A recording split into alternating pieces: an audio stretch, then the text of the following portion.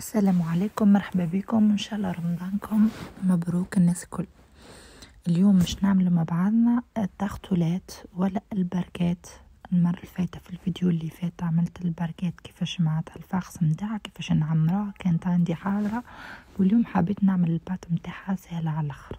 هني خدت الفارينة، خدت 500 جرام فارينة، حطيت عليهم شوية ملح، وكمية الفارينة اللي هي 500 جرام نعمل الشطرة متاعها زبدة 250 معناتها كان مش تعمل كيلو تعمل عليها 500 جرام زبدة. وبالطبيعة ما ننسوش شوية الملح.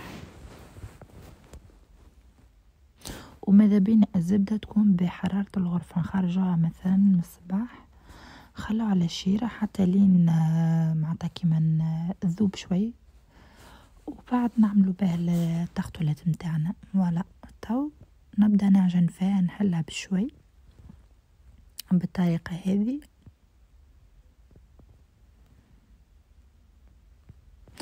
التغطولات متاعنا متحتاجش برشا مكونات، جوست فارينة، زبدة، ملح وشوية ماء راه مش برشا، حتى تشوفوني كيفاش نحط. ونبدأ نخلط المكونات متاعي.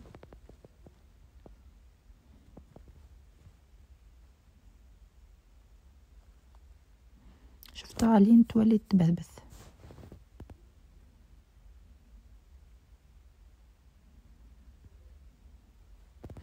لهنا نجي نخلي بليسة صغيرة في الوسط باش نحط معاها معظمتين.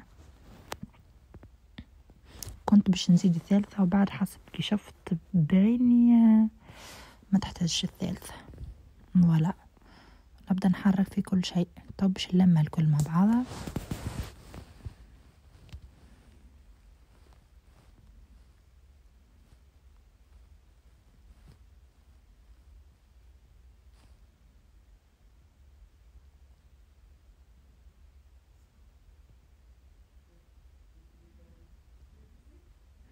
فوالا بدأت تتلملي، متستحقش عجنانة، جوست لمان. لهنا باش نزيد شوية ماء. شوفوا يمكن هكاك ما عرفتي، نتبعوا تبعها.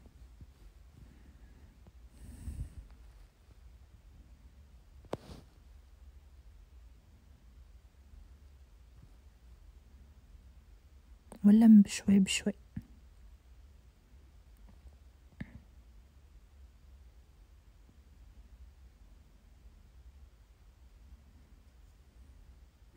بشوي بشوي لين تتلملي بكلها، ما نعجنوش، جيست لمان راهي التغطولات.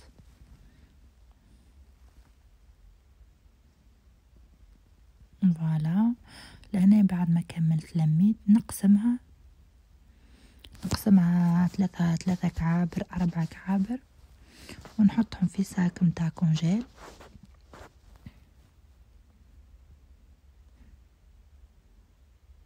ونخليها ترتاح في الفريجيدير متاعي نصيف ساعة، ومن بعد نبدأ نخدم فيها.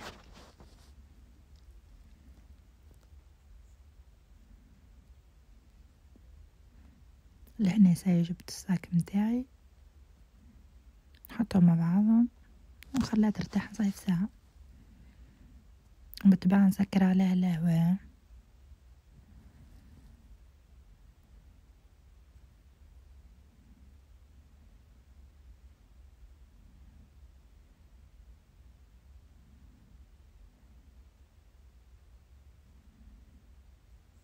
فوالا لهنا ساي ارتاحت لنا البات متاعنا. نبدأ نحل ونشكل الكعبات متاعي.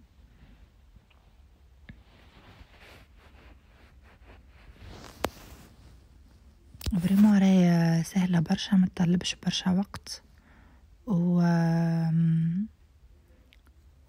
حاجة نظيفة في الدار على عينينا. فوالا نكمل نحل وبعد نبدأ نشكل الكعبات متاعي بشوي بشوي.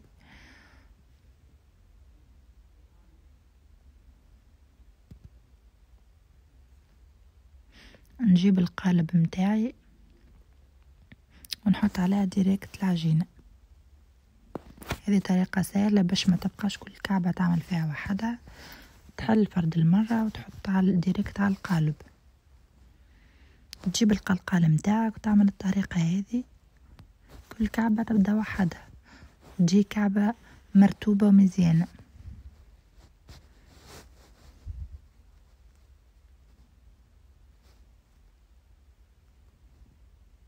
فوالا نحاول نسويها مليح.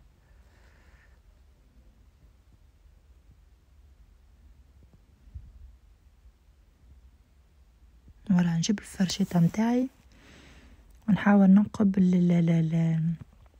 بكلها البلايص الكل باش بعد ما تتهزش الفوق. فوالا نسويها من الاول كالعادة بالفرشيطة باش بتتنفخش.